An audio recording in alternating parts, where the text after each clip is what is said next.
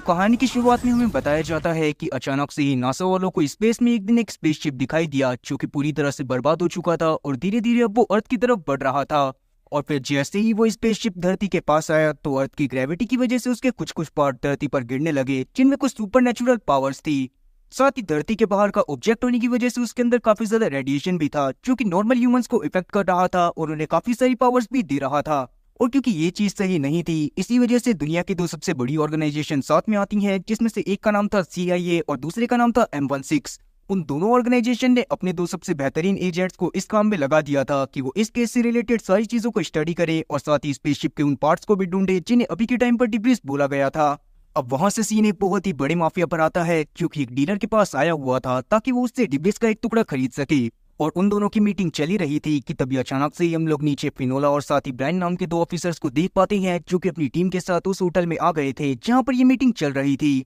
Brian और फिनोला असल में वही दो एजेंट थे जिन्हें MI6 और साथ ही CIA ने रिक्रूट करा हुआ था ताकि वो इस केस से रिलेटेड सभी चीजों पर छानबीन कर सके। फिनोला MI6 से थी और ब्रायन CIA से। इस बारे में जैसे ही उस माफिया को पता चलता है तो वो तुरंत ही अपने साथियों के साथ वहां से भागने लगता है और उस दौरान हम लोग देख पाते हैं कि वो डीलर भी वहां से भागने की कोशिश कर रहा था। पर जैसे ही वो डीलर माफिया और उसके साथी के पीछे भागकर एक रूम में पहुंचता है तो वो देखता है कि माफिया और साथी उसका साथी अचानक से ही एक डिब्रीज के टुकड़े को खाती हैं और वहां से टेलीपोर्ट होकर कहीं पर चले जाते हैं। अभी के समय पर उस डीलर के पास भी एक डिब्रीज का टुकड़ा मौजूद था और वो पुलिस के हाथों में नहीं आना चाहता था, इसीलिए सबसे पहले वो उस डिब्रीज के टुकड़े को एक ड्रॉर में छुपा देता है और तुरंत ही वहां की बिल्डिंग से जंप कर सुसाइड कर लेता है। जिसके थोड़ी देर बाद हम लोग होटल में काम करने वाली ये एक औरत को देख पाती हैं क्योंकि जब उस ड्रॉर को खोलती है तो उसे वहां पर वो डिब्रीज का टुकड़ा मिल जाता है जो कि जैसे ही जमीन पर गिरता है वैसे ही वो जमीन से थोड़ा ऊपर फ्लोट करने लगता है। ये देखकर वो वर्कर उसे उठाने की कोशिश करती है पर जैसे ही वो उसे छूती है वैसे ही वो अचानक से ही 14 फ्लोर से जमीन पर आकर गिरती है और मौके पर ही उसकी मौत हो जाती है।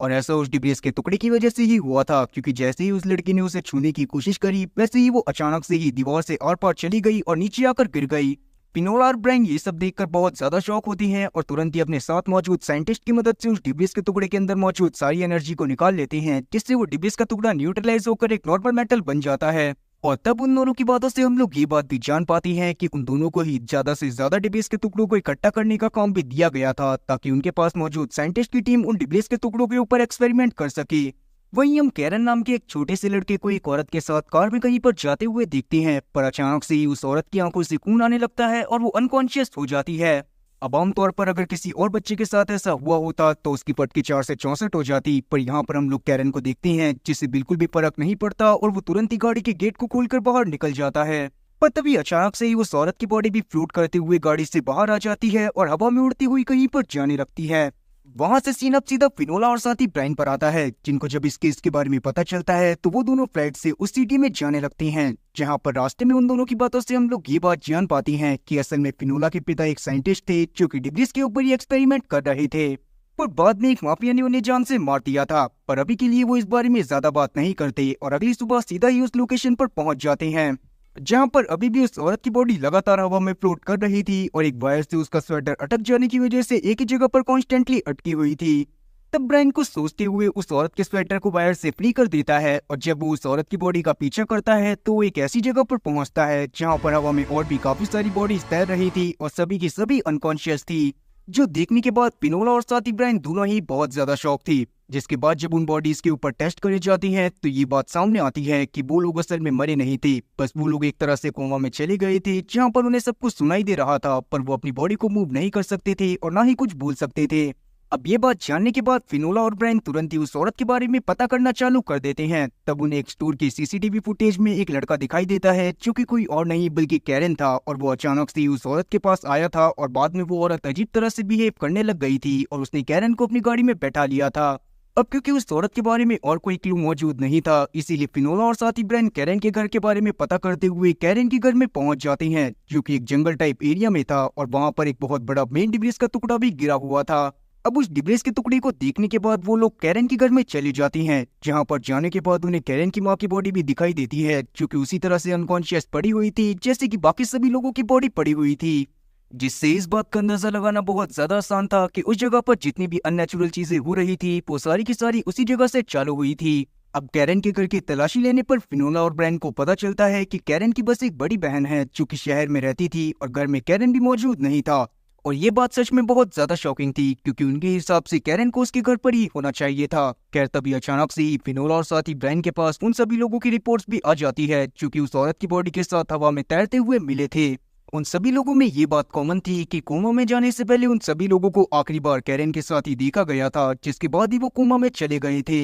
अब ये बात तो शॉकिंग थी ही, पर बाद में जब कैरन की बहन आइला को कॉल करा जाता है तब और ज्यादा शॉकिंग न्यूज सामने आती है कि असली में कैरन तो आज से 7 महीने पहले ही एक कार एक्सीडेंट के दौरान मारा गया था। और ये बात जानने के बाद अब फिनोला और ब्रायन के तो तोते उड़ गए थे, और साथ ही अब उन्हें समझ में नहीं आ रहा था कि उन्होंने अब तक जिस भी कैरन के बारे में सुना है वो कैरन कौन था। वही दूसरी तरफ हम लोग कैरन को देख पाते हैं जो कि अब एक दूसरी औरत की तरफ बढ़ रहा था। दूसरी तरफ हम लोग फिनोला को देखते हैं जो कि उस डिब्रीज के टुकड़े के पास जाती है जो कि कैरन के घर के पास मौजूद था। लेकिन उस डिब्रीज के पास जाते ही अचानक से उसे उसकी माँ के विजन्स आने लगते हैं, जिन्हें देखकर वो बहुत ज्यादा ही इमोशनल हो गई थी। साथ ही अब उसे ये बात भी समझ में आ जाती है कि वो डिब्रीज अपनी पावर की मदद से लोगों की यादों में जा सकता है, और उसी डिब्रीज की मदद से ही कैरन की माँ ने 1 हफ्ते पहले अपने बेटे को जिंदा करा होगा। पर बाद में डिब्रीज ने अपनी पावर को और ज्यादा बढ़ाने के लिए कैरन की मदद से ही उन लोगों के एनर्जीज को सोखना चालू कर दिया होगा जिनके साथ कैरन कॉन्टेक्ट में आता था। तब तक आइला भी वहां पर आ गई थी, और जैसे ही आइला और साथ ही ब्रायन आपस में बातें करने लगती हैं तो फिनोला भी उनके पास जाकर उन्हें अपनी ऑब्जर्वेशन के बारे में बताती है।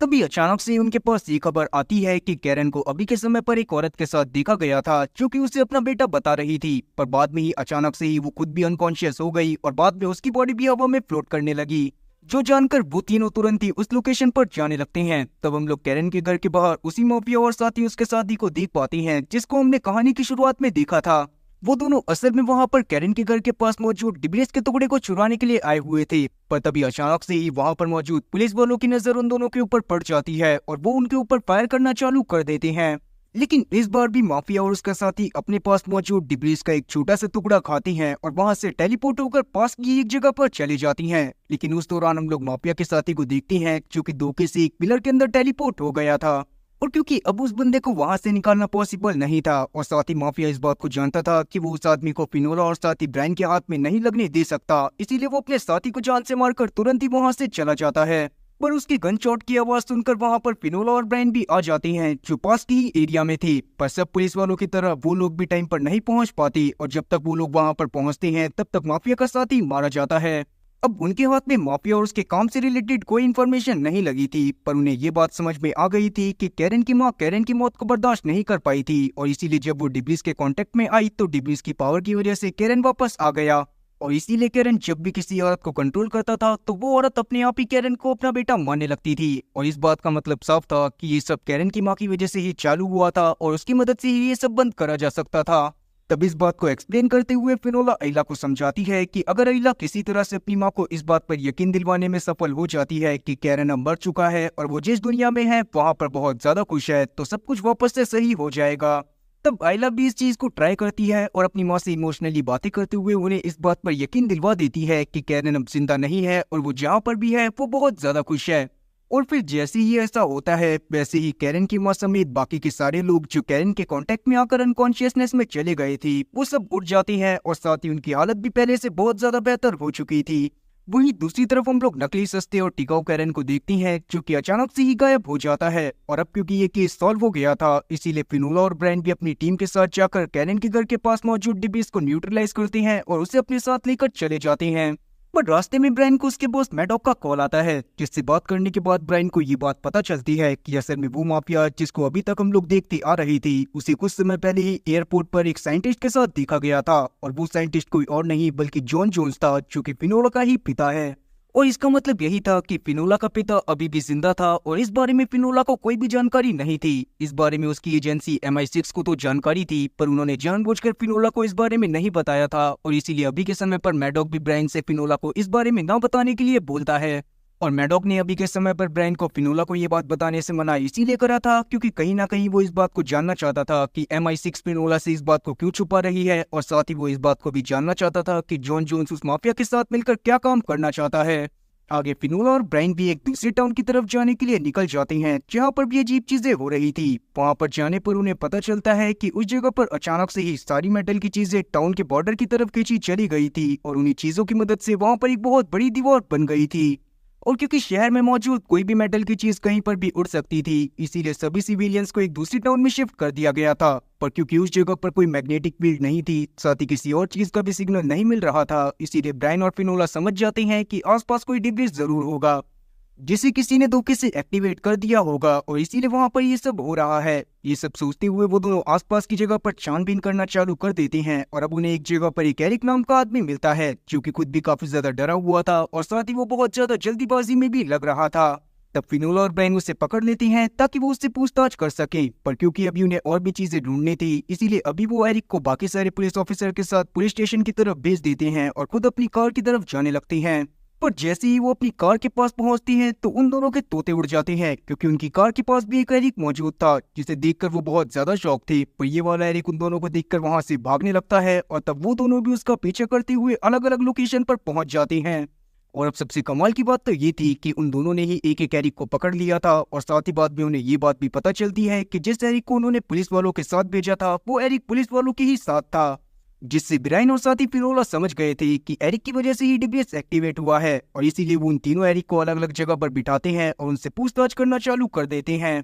पर उस दौरान दो एरिक जो बहुत ज्यादा घायल थे वो इंटेरोगेशन के दौरान ही मारे जाते हैं, और सिर्फ एक एरिक ही जिंदा बचता है, जिससे बात करने के बाद उन्हें ये बात पता चलती है कि एरिक का हाल में ही ब्रेकअप हुआ था और उसकी गर्लफ्रेंड शहर को छोड़कर जा रही थी। और वो जल्दीबाजी में भी इसी वजह से था क्योंकि वो अपनी गर्लफ्रेंड को शहर से बाहर निकलने से रोकना चाहता था। अब इस बात को जानने के बाद फिनोला और साथी ब्रायन को सोचने लगती हैं, पर अभी वो उसकी गर्लफ्रेंड के बारे में ज्यादा ना सोचते हुए तुरंत ही उससे उसके घर का एड्रेस लेते हैं और उसके घर में जाकर छानबीन करना चालू कर देते हैं। एरिक के घर में एरिक एक डिब्रीज को लेकर आ गया था जो कि एक्टिवेट था और उसके बेसमेंट पे रखा हुआ था, और इसी वजह से वहां पर बहुत ज्यादा रेडिएशन फैला हुआ था। और ये सब देखने के बाद ब्रायन और साथी फिनोला अंदर सेफ्टी सूट पहनकर जाते हैं, जहां पर बेसमेंट में जाने पर उन दोनों को वहां पर डिब्रीज का टुकड़ा भी मिल जाता है। पर जैसे ही ब्रायन वहां पर डिब्रीज के कांटेक्ट में आता है, वैसे ही वहां पर ब्रायन का भी एक क्लोन बन गया था, जिसे देखकर ब्रायन बहुत ज्यादा शॉक होता है।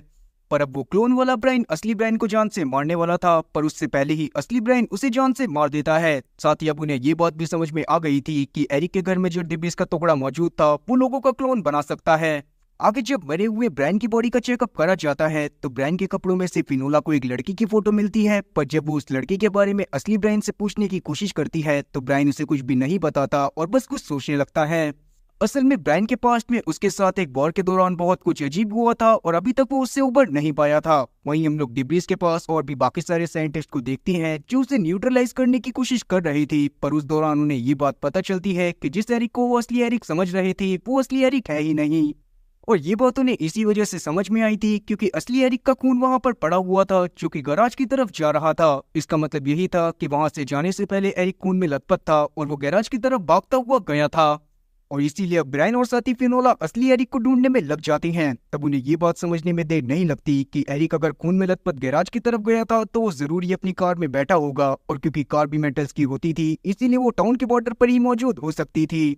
और इसीलिए वो दोनों सीधा उस जगह पर पहुंच जाती हैं जहां पर वो दीवार मौजूद थी जहां पर सारी की सारी मेटल्स की चीजें इकट्ठी हो गई थी। वहां पर उन्हें कुछ ही समय में एरिक की कार भी मिल जाती है, पर जैसे ही वो दोनों उस कार के पास जाने की कोशिश करती हैं तभी अचानक से ही डिब्रीज में कुछ हलचल होना चालू हो जाती है। और ऐसा इसीलिए हो रहा था क्योंकि डिब्रीज का टुकड़ा इस बात को समझ गया था कि असली एरिक के पास कुछ लोग पहुंच गए हैं जो कि उसकी मदद से डिब्रीज की पावर को न्यूट्रलाइज करना चाहती हैं, और इसीलिए ही डिब्रीज का टुकड़ा अपने अंदर से कुछ वेव्स को जनरेट करने लगता है जिससे पूरे शहर पर इफेक्ट पड़ रहा था। वहीं हम लोग ब्रायन को देखते हैं जो कि एरिक की कार में जाकर उसे उठाने की कोशिश करता है। तभी अचानक से ही वेव्स की वजह से उसे एरिक को उठाने में बहुत ज्यादा मुश्किल होने लगती है, और अब एरिक की कार भी धीरे धीरे बड़ी लोहे की चीजों के नीचे आकर दबने लगती है, जिससे ब्रायन और एरिक मौके पर ही मरने वाले थे। पर हमें ये इंटरेस्टिंग सीन देखने को नहीं मिलता क्योंकि वक्त रहते साइंटिस्ट डिब्रीज की पावर को किसी तरह से कम करने में कामयाब हो जाते हैं, जिससे वेव्स रुक जाती हैं, और अब एरिक भी होश में आ गया था। तब एरिक की बातों से हम लोग जान पाते हैं कि जब उसके पास डिब्रीज गिरा था तब वो अपनी गर्लफ्रेंड को कॉल करने की कोशिश कर रहा था, और इसका रीजन हमें एरिक के क्लोन ने बता ही दिया था कि एरिक का हाल में ही ब्रेकअप हुआ था और वो अपनी गर्लफ्रेंड को कॉल इसी वजह से कर रहा था ताकि वो उसे शहर से बाहर जाने से रोक सके। और क्योंकि डिब्रीज भी ह्यूमन इमोशंस को समझकर अपने आसपास मौजूद लोगों को पावर दिया करता था, इसीलिए एरिक के साथ कांटेक्ट में आने के बाद उसने एरिक को भी क्लोन बनाने की पावर दे दी थी, और एरिक के वही क्लोन एरिक की गर्लफ्रेंड को अलग अलग रास्ते से जाकर रोकने वाले थे। पर तब तक एरिक की गर्लफ्रेंड भी शहर से बाहर निकलने वाली थी, और इसीलिए ही डिब्रीज ने सभी मेटल की चीजों से टाउन के बाहर बॉर्डर बना दिया था ताकि वो वहां से बाहर ना निकल पाए। तब सब कुछ नॉर्मल करने के लिए ब्रायन एरिक से उसकी गर्लफ्रेंड को कॉल करके वापस आने को कहता है और जैसे ही एरिक ऐसा करता है वैसे ही वहाँ पर सब कुछ नॉर्मल हो जाता है। साथ ही हम लोग साइंटिस्ट की टीम को भी देख पाते हैं जो कि डिब्रेस को भी न्यूट्रलाइज कर अपने साथ लेकर चली गई थी।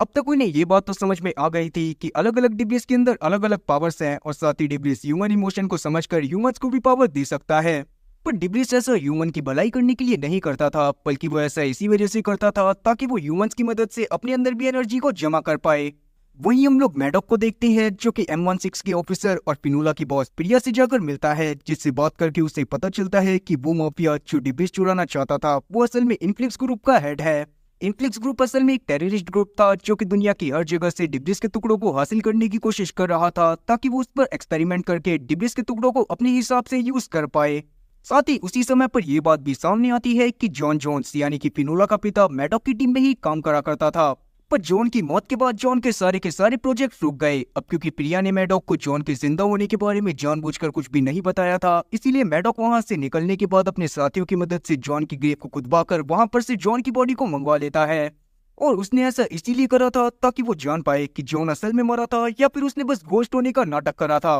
वहीं हम लोग फिनोला और साथ ही ब्रायन को देखते हैं जिन्हें डिब्रेस से रिलेटेड एक और केस के बारे में पता चलता है, जहाँ पर जब वो लोग जाते हैं तो वो एक औरत से बातें करने लगती हैं। तब उस औरत से बात करके उन्हें ये बात पता चलती है कि उस औरत ने ही पास में मौजूद एक मैदान में एक रेक्टेंगल बॉल को देखा था जो कि ब्लर थी और उसके अंदर एक लड़की कैद थी जो कि बाहर आने के लिए मदद मांग रही थी। पर जैसे ही वो औरत उस लड़की की मदद करने के लिए रेक्टेंगल बॉल के पास गई, वैसे ही वो रेक्टेंगल बॉल अचानक से वहां से गायब हो गई। अब फिनोला और ब्रायन को लग रहा था कि हर बार के केस की तरह ये केस भी डिब्रेस से ही रिलेटेड होगा, पर जब वो आसपास के एरिया में डिब्रेस को ढूंढने की कोशिश करते हैं तो वहाँ पर उन्हें कोई भी डिब्रेस का टुकड़ा दिखाई नहीं देता। पर कहीं ना कहीं वो इस बात के लिए श्योर थी कि ये सब डिब्रेस की वजह से ही हो रहा होगा और इसीलिए रात के समय में वो अपने सारे के सारे इक्विपमेंट वहीं पर ही मंगा लेती हैं और रात में उस रेडिएशन को ढूंढने लगती हैं जो कि डिब्रेस में से निकला करता था। और उसी दौरान रेडियो फ्रीक्वेंसी को सेट करते हुए अचानक से ही फिनोला को एक फ्रीक्वेंसी पर एक लड़की की आवाज सुनाई देती है जो उससे मदद मांग रही थी। फिर बाद में जब फिनोला बाहर जाकर देखती है तो बाहर वापस से वो रेक्टेंगुलर बॉल अपीयर हो गई थी और उसमें से वो लड़की मदद मांग रही थी। लेकिन इस बार उस लड़की के साथ फिनोला को उस रेक्टेंगुलर बॉल के अंदर और भी लोग नजर आ रहे थे। पर जब वो उन लोगों के बारे में उस लड़की से पूछती है तो उसे पता चलता है कि उस लड़की के हिसाब से उसके आसपास कोई और नहीं था बल्कि एक बॉल ही थी जिससे वो सब कुछ देख पा रही थी। और इस बात का मतलब यही था कि वो सभी लोग अलग अलग डायमेंशन में फंसे हुए थे और इस बार उनका पाला एक ऐसे डिब्रेस से पड़ा था जो कि अलग अलग डायमेंशन के पोर्टल्स को ओपन करने की ताकत रखता था।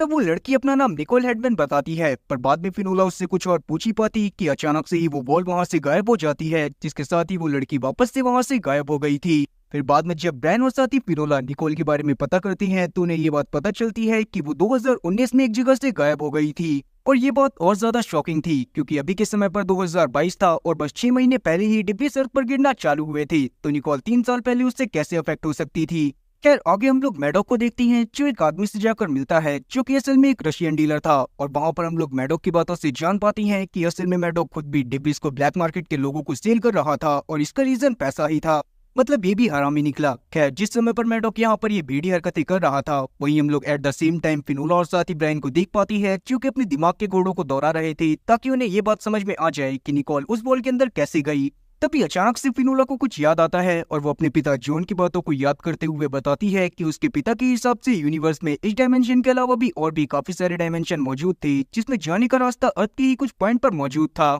और हो सकता था कि किसी वजह से 3 साल पहले एक पर्टिकुलर टाइम पर एक पर्टिकुलर पॉइंट पर आ जाने की वजह से निकोल गायब हो गई हो और बाद में डिब्रेस की पावर की वजह से वो अब विजिबल हो रही हो। और अब यही सब सोचते हुए वो दोनों जॉन की उस वीडियो को देखने लगते हैं जिसमें वो एक थ्योरी के साथ उन लोकेशंस के बारे में भी बता रहा था जहाँ पर वो पर्टिकुलर पॉइंट्स मौजूद हो सकते थे। और तब उन्हें ये बात भी पता चलती है कि उसी सेम जगह जहाँ पर से निकोल गायब हुई थी वहाँ पर भी एक टाइम मौजूद था। और ये बात जानने के बाद वो दोनों इस बात पर श्योर हो जाती हैं कि जॉन की थ्योरी बिल्कुल सही थी। और जब वो उन पॉइंट्स के बारे में और ज्यादा पढ़ते हैं तो उन्हें ये बात भी पता चलती है कि उन्हीं पॉइंट्स पर काफी सारे लोग अलग अलग टाइम पर और भी काफी बार गायब हुए थे और साथ ही निकोल के साथ जो लोग उन्हें दिख रही थी वो शायद वही थे, पर अलग अलग टाइम से गायब होने की वजह से निकोल उन्हें नहीं देख पा रही थी। अब ये सब पता चलने के बाद फिनोला निकोल के बारे में सोचने लगती है। तब उसे याद आता है कि निकोल ने उसे बताया था कि निकोल लगातार उन्हें देख पा रही थी और अब क्योंकि उन लोगों को निकोल और साथ ही बाकी सभी लोगों को बाहर निकालना था इसीलिए वो कुछ सोचने लगती हैं। फिर थोड़ा और स्टडी करने पर उन्हें ये बात पता चलती है कि निकोल के बहुत ज्यादा इमोशनल होने पर वहाँ पर वो वॉल अपीयर हुआ करती थी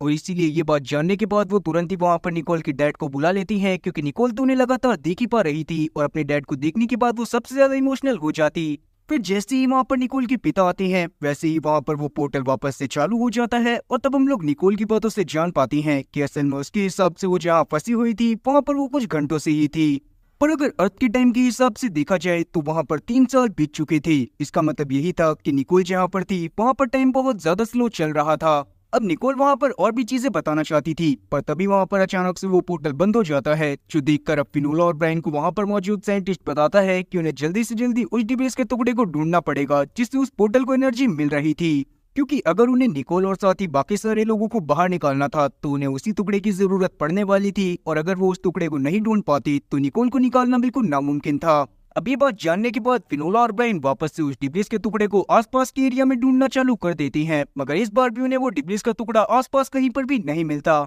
अब इस बात से वो दोनों काफी ज्यादा परेशान हो गए थे कि तभी अचानक से उन्हें वापस से जॉन की थ्योरी के बारे में याद आता है, और तब ब्रायन और फिनोला डिसाइड करती हैं कि वो वहाँ पर मौजूद डायमेंशनल पॉइंट से सबसे पास वाले दूसरे डायमेंशनल पॉइंट पर जाकर चेक करेंगे ताकि उन्हें वहाँ पर डिब्लिस मिल जाए, और वहाँ पर ही वो डिब्लिस मौजूद हो सकता था जिसकी एनर्जी उस पॉइंट में जाकर इस पॉइंट से भी रिलीज हो रही होगी, इसीलिए यहाँ पर वो पोर्टल ओपन हो रहा था। वहीं हम मैडॉक को वापस से देखती हैं जिसके पास उसका सीनियर आकर उससे रशियन माफिया के बारे में बात करते हुए बताता है कि उन्होंने टारलॉक को अभी अपने एरिया में देखा था। जो बात जानने के बाद मैडॉक काफी ज्यादा डर गया था, क्योंकि वो नहीं चाहता था कि किसी को भी इस बारे में पता चले कि रशियन माफिया और साथ ही मैडॉक का कोई रिश्ता है। उसी समय हमें ये बात भी पता चलती है कि टारलॉक असल में वही रशियन माफिया था जिसको अभी तक हम लोग देखते हुए आ रहे थे। दूसरी तरफ हम लोग वापस से फिनोला और ब्रायन को देख पाते हैं, जो जब दूसरे पॉइंट के पास जाती हैं तो वहाँ पर उन्हें वो डिब्लिस मिल जाता है, और साथ ही वो उस डिब्लिस को अपने साथ लेकर उसी पॉइंट पर आ जाते हैं जहाँ पर वो पोर्टल ओपन हो रहा था जिसमें निकोल कैद थी। वहाँ वापस आने के बाद वो मिले हुए डेब्लिस को दूसरे डेब्लिस की मदद से पावर देकर किसी तरह से निकोल और बाकी सभी लोगों को दूसरे डायमेंशन से बाहर निकाल लेते हैं, जिससे अब निकोल और उसके पिता बहुत ज्यादा खुश थे, और सबसे ज्यादा खुश फिनोला थी, क्योंकि कहीं ना कहीं वो जानती थी कि अपने पिता से दूर रहना कितना ज्यादा मुश्किल होता है।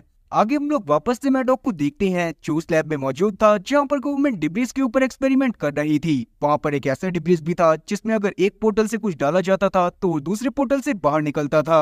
अब मैडॉक वहाँ पर उस डिब्रिस को देख ही रहा था कि तभी अचानक से उसके पास एक वीडियो आता है जिससे उसे पता चलता है कि जॉन की बॉडी की ऑटोप्सी करते हुए उसे बदल दिया गया था, और वो बंदा जो जॉन की कब्र में इतने समय से जॉन बनकर लेटा हुआ था वो कोई और ही है। जो देखकर मैडॉक बहुत ज्यादा शॉक था, और साथ ही उसे ये बात भी समझ में आ गई थी कि जॉन अभी भी जिंदा है और उसने बस अपने आप को गोश्त करा हुआ है। वहीं अगले दिन हम लोग एक फार्मर को देखते हैं जिसकी फील्ड में अचानक से बारिश होने लग गई थी, पर जब वो फील्ड के बाहर देखता है तो उसकी फील्ड के बाहर कोई भी बारिश की बूंद नहीं टपक रही थी, जो देखकर वो काफी ज्यादा शॉक था। फिर जैसे ही वो अपनी फील्ड से बाहर जाता है तभी अचानक से ही दम घुटने से उसकी मौत हो जाती है, और ये काफी ज्यादा अजीब था। थोड़ी देर में वहाँ पर ब्रायन और साथी फिनोला भी आ जाती हैं जो वहाँ पर प्रोटेक्टिव सूट्स पहनकर आए थे, क्योंकि वहाँ की एयर बहुत ज्यादा पॉइजनस हो गई थी। अब वहाँ पर उन्हें ये बात भी पता चलती है कि उस फार्मर के अलावा 3 लोगों की मौत और हो चुकी है जो कि अचानक से उस फील्ड से बाहर आ गए थे। उस फील्ड के पास एक फार्म हाउस भी मौजूद था, और अभी के समय पर सिर्फ वो लोग जिंदा थे जो उस फार्म हाउस के अंदर मौजूद थे, और उसी जगह पर बारिश भी हो रही थी। पर अगर उनमें से कोई भी इंसान उस बारिश के बाहर आ जाता तो वो लोग भी उसी तरह से मारे जाते जैसे कि वो फार्मर और साथ ही बाकी 3 लोग मारे गए थे। अब ये सारी बातें जानने के बाद ब्रायन और फिनोला सबसे पहले तो फील्ड में चले जाती हैं, जहाँ पर जाने के बाद उन्हें पता चलता है कि फील्ड के अंदर कुछ अजीब से एलियन पौधे उग गए थे, जिनको देखने के बाद वो दोनों काफी ज्यादा शॉक होती हैं, और फिनोला उनका सैंपल लेने के बाद ब्रायन के साथ तुरंत ही उस फार्म हाउस के अंदर चली जाती है। वहाँ पर और भी लोग मौजूद थे जिन्हें उस फार्मर को देखने के बाद ये बात समझ में आ गई थी कि जैसे ही वो लोग उस जगह से बाहर जाएंगे वैसे ही वो लोग मारे जाएंगे। पर तभी अचानक से ही फिनोला और ब्रायन के पास सोफिया नाम की एक औरत आती है जिसका बेटा आर्थर अचानक से ही फार्म हाउस से कहीं पर चला गया था, और सोफिया को इस बात का डर था कि कहीं आर्थर उस फील्ड से बाहर ना चला जाए, इसीलिए वो ब्रायन और साथी फिनोला से जल्दी आर्थर को ढूंढ कर लाने को बोलती है। जो बात जानने के बाद फिनोला और ब्रायन भी अलग अलग होकर तुरंत ही आर्थर को ढूंढना चालू कर देते हैं। उसी दौरान अचानक से ही ब्रायन की नजर पार्किंग एरिया पर पड़ती है, जहाँ पर और भी काफी सारे लोगों की लाशें पड़ी हुई थी जो बारिश के एरिया से बाहर आ गए थे, और ये देखकर वो और ज्यादा परेशान हो जाता है। पर जैसे ही वो थोड़ा सा आगे जाता है तो वहाँ पर उसे एक डिब्रिस दिखाई देता है, जिसको देखकर वो समझ गया था कि ये सब उसी डिब्रिस की वजह से हुआ है। अब ब्रायन उस डिब्बीज को देख ही रहा होता है कि तभी अचानक से उसकी नजर आर्थर पर पड़ जाती है, जो बारिश के एरिया से बाहर निकलने ही वाला था। लेकिन ब्रायन भागकर जैसे तैसे उस बच्चे को बचा लेता है और बाद में वो आर्थर को सोफिया के पास लेकर चला जाता है। फार्म हाउस में जितने भी लोग मौजूद थे वो इस बात को जानते थे कि अगर वो बाहर जाएंगे तो मारे जाएंगे, लेकिन उसके बाद भी वो लोग अपने घर में जाना चाहती थी। लेकिन अभी ब्रायन और फिनोला उन्हें बाहर जाने से रोक देते हैं और वहीं हम लोग वापस से मैडॉक को देख पाते हैं। मैडॉक अभी के समय पर अपने बेटे के साथ खेल रहा था। उसका बेटा बड़ा तो था पर वो मेंटली अनस्टेबल था। इसी वजह से मैडॉक और उसकी बीवी के बीच में काफी ज्यादा कन्फ्लिक्ट होते रहते थे और वो दोनों एक दूसरे से सही से बात नहीं करते थे। तभी अचानक से मैडॉक की वाइफ के फोन पर किसी आदमी का कॉल आता है, लेकिन जैसे ही मैडॉक उसके फोन को पिक करके बात करने की कोशिश करता है तभी दूसरी तरफ से कोई भी आवाज नहीं आती और उतने में ही वहाँ पर मैडॉक की वाइफ जल्दी से आकर मैडॉक से अपना फोन लेती है और वहाँ से चली जाती है। वहीं हम फिनोला को देखते हैं जो जब फार्म हाउस से बाहर आती है तब अचानक से वहां पर उसकी मुलाकात इरफान नाम के एक आदमी से होती है, जो कि असल में सोफिया का पति और साथ ही आर्थर का पापा था। जब से इरफान को इस बात का पता चला था कि सोफिया और आर्थर फार्म हाउस में ही फंसे हुए हैं, तब से वो बस अंदर जाना चाहता था। पर फिनोला भी उसे रोकते हुए समझाती है कि अंदर बिना प्रोटेक्शन के जाना बिल्कुल भी सेफ नहीं है और वो जल्दी ही सोफिया और आर्थर को बाहर लेकर आ जाएगी। इस पर इरफान मान जाता है और हम लोग फिनोला को देखती हैं जो कि लैब में जाकर उस प्लांट के सैंपल पर रिसर्च करने लगती है जो उस फील्ड से वो लेकर आई थी। और तब उसके सामने बहुत ज्यादा शॉकिंग चीज आती है क्योंकि वो प्लांट असल में ऑक्सीजन की जगह क्लोरीन प्रोड्यूस कर रहा था। और फिर जब वो थोड़ा सा और पता करती है तो फिनोला को समझ में आता है कि ये सब डिब्बीज की वजह से हुआ है। वो डिब्बीज असल में उस एरिया में मौजूद सभी पेड़ पौधों को इन्फेक्ट करके उनसे क्लोरीन प्रोड्यूस करवा रहा था, ताकि जो एटमॉस्फेयर डिब्बीज बनाने वाले लोगों के प्लेनेट पर है वैसा ही सेम एटमॉस्फेयर अर्थ पर भी आ जाए। साथ ही अब उसे ये बात भी समझ में आ गई थी कि वो फार्मर असल में पेड़ से बाहर आने की वजह से नहीं बल्कि ऑक्सीजन में आ जाने की वजह से मरा था, क्योंकि उस डिब्बीज के गिरने की वजह से उस एरिया में मौजूद पेड़ पौधे ही नहीं बल्कि वो सारे के सारे लोग भी इन्फेक्ट हो गए थे जो कि उस एरिया में मौजूद थे। इसीलिए अब उन्हें जीने के लिए ऑक्सीजन नहीं बल्कि क्लोरीन की जरूरत थी। अब क्योंकि डिब्बीज की वजह से आसपास के वो एरिया जो अभी तक इन्फेक्टेड नहीं थे वो भी इन्फेक्ट हो रहे थे, इसीलिए ऊपर से ऑर्डर आते हैं कि डिब्बीज को उसकी लोकेशन से हटा दिया जाए। लेकिन फिनोला इस बात को समझ गई थी कि अगर डिब्बीज को वहां से हटा दिया गया तो वहां पर क्लोरीन बनना बंद हो जाएगा और इसीलिए वहां पर मौजूद सभी लोग मारे जाएंगे। इसीलिए वो अपने सीनियर से अभी थोड़ा सा समय और मांगती है ताकि वो एक एंटीट्यूड बनाकर उन सब लोगों को वापस से नॉर्मल और सही कर पाए। लेकिन ये बात ब्रायन को बहुत ज्यादा बेकार लगती है क्योंकि उसके हिसाब से अब ये पॉसिबल नहीं था कि उन सभी लोगों को वापस से पहले जैसा करा जा सके।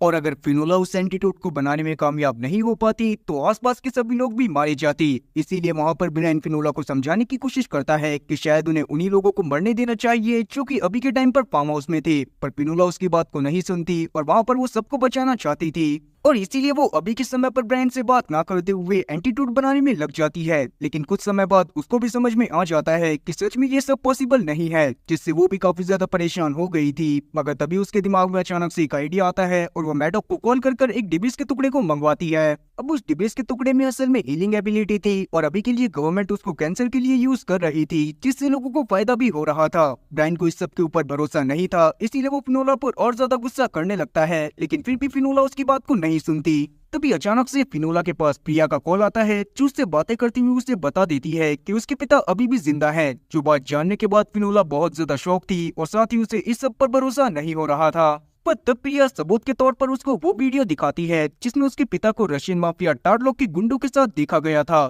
साथ ही प्रिया उसको ये बात भी बता देती है कि ब्रायन को इस बारे में पता था मगर उसने इस बारे में जानबूझकर फिनोला को नहीं बताया। जो बात सुनने के बाद फिनोला को बहुत ज्यादा गुस्सा आता है और साथ ही अब उसका ब्रायन के ऊपर से बिल्कुल विश्वास उठ गया था। वो इस बारे में ब्रायन से बात करना चाहती थी, लेकिन प्रिया उसे ऐसा कुछ भी करने से अभी मना कर देती है क्योंकि वो जानती थी कि अभी के समय पर अमेरिका की गवर्नमेंट उनसे काफी सारी चीजें छुपा रही है और सिर्फ ब्रायन ही ऐसा था जिनकी मदद से वो इस प्रोजेक्ट के बारे में और भी सारी डिटेल्स हासिल कर सकते थे। इस पर फिनोला ना चाहते हुए भी मान जाती है क्योंकि कहीं ना कहीं ये प्रोजेक्ट भी उसके लिए काफी ज्यादा इम्पोर्टेंट था। पर क्योंकि फिनोला को अभी भी बिल्कुल भी अच्छा नहीं लग रहा था और अब वो नहीं चाहती थी कि कोई और बच्चा अपने पिता से दूर रहे, इसीलिए वो इरफान को भी उसके बच्चे यानी कि आर्थर और साथ ही सोफिया के पास जाने की परमिशन दे देती है। और अब इरफान भी सोफिया और आर्थर के पास चला जाता है, जिसके अगले दिन हम लोग देखते हैं कि जब ब्रायन को इस बारे में पता चलता है कि सोफिया के पास इरफान बिना प्रोटेक्शन सूट के गया है तो वो फिनोला के ऊपर और ज्यादा गुस्सा करने लगता है। लेकिन फिनोला उसकी बात को किसी भी तरह से नहीं सुनना चाहती थी और साथ ही वो उससे सही से बात भी नहीं करती। पर उतने में ही वहाँ पर डेब्रिस का वो टुकड़ा आ जाता है जो फिनोला ने मंगवाया था।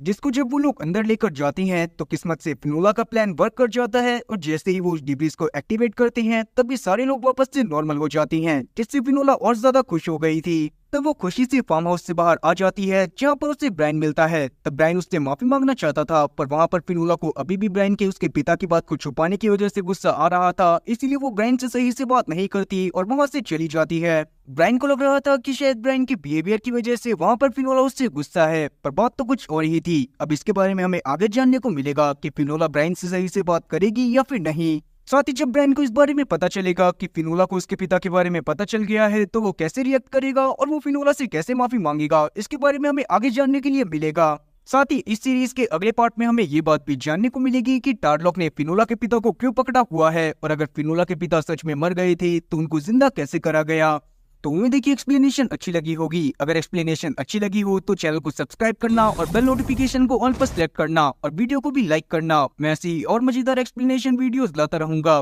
खैर तब तक के लिए टाटा और गुड बाय।